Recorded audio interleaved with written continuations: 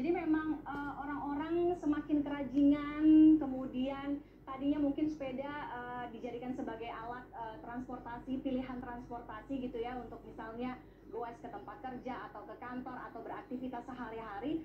Sekarang lebih lagi gitu, jadi gaya hidup salah satunya. Nah, meningkat ini 1000% bahkan angkanya, tadi 10 kali lipat, jadi 1000% ya. Ini ketika PSBB Jakarta dibandingkan di bulan Oktober 2019. Jadi kalau misalnya kita lihat kurang dari satu tahun dari periode Oktober sampai dengan Juni 2020 ini meningkat 1000%, 10 kali lipat. Wow. Oke, berikutnya, nah tren penggunaan sepeda atau tren goes ini kemudian berdampak atau berefek pada penjualan atau peningkatan sepeda itu sendiri. Kita lihat bahwa di search interest di Google Trends ya, di Google Trends ini bahwa sepeda lipat atau Sally ini meningkat angkanya hingga 900%. 900% di 1 Maret sampai dengan ya 21 Juni. Oke, meningkat sangat tajam, bahkan berdasarkan riset yang dilakukan oleh situs Meta Search iPrice selama masa pandemi kurang lebih 8 bulan ke belakang, jumlah pemesanan sepeda ini angkanya langsung naik 50% lebih ya. Itu kita lihat bagaimana tren sepeda yang berdampak pada penjualan sepeda. Nah, tapi ternyata tren bersepeda ini juga patut kita waspadai karena beberapa waktu terakhir, khususnya dari Juni sampai dengan Oktober, ada beberapa kasus pembegalan kepada pengendara sepeda. Ini adalah data yang dihimpun oleh tim Litbang Indonesia.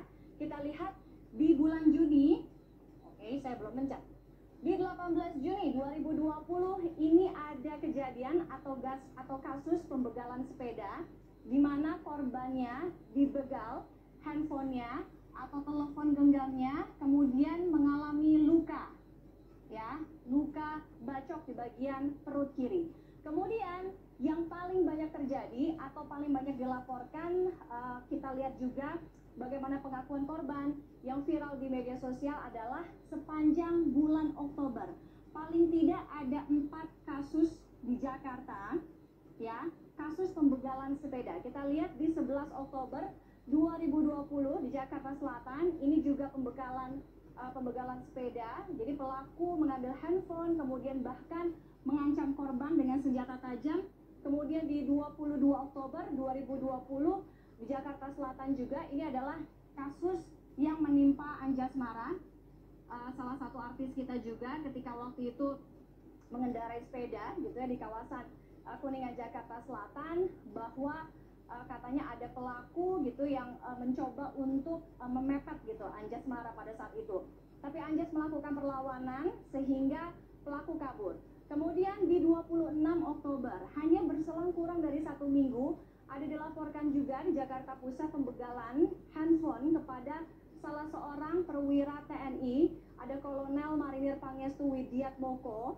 Lalu berikutnya di 27 Oktober, baru-baru ini, di Jakarta Barat, pembegalan sepeda, kemudian pelaku mengambil handphone, sejumlah korban begal sepeda tidak melaporkan ke pihak kepolisian.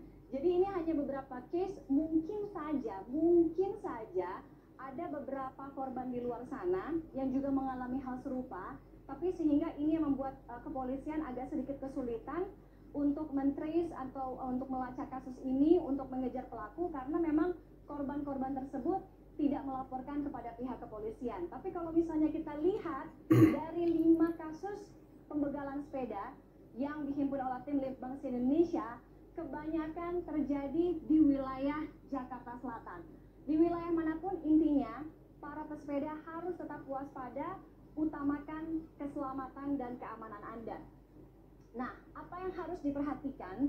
Tips-tips apa yang harus Anda perhatikan ketika Anda bersepeda? Jadi bisa sepedaan tetap aman dan juga nyaman dari korban atau dari aksi pembegalan sepeda.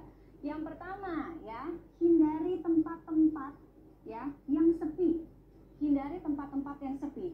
Jadi kalau misalnya misalnya Anda kan kalau misalnya mau sepedaan, Anda udah punya rutenya kan, kira-kira Anda mau kemana, mau ke tempat kuliner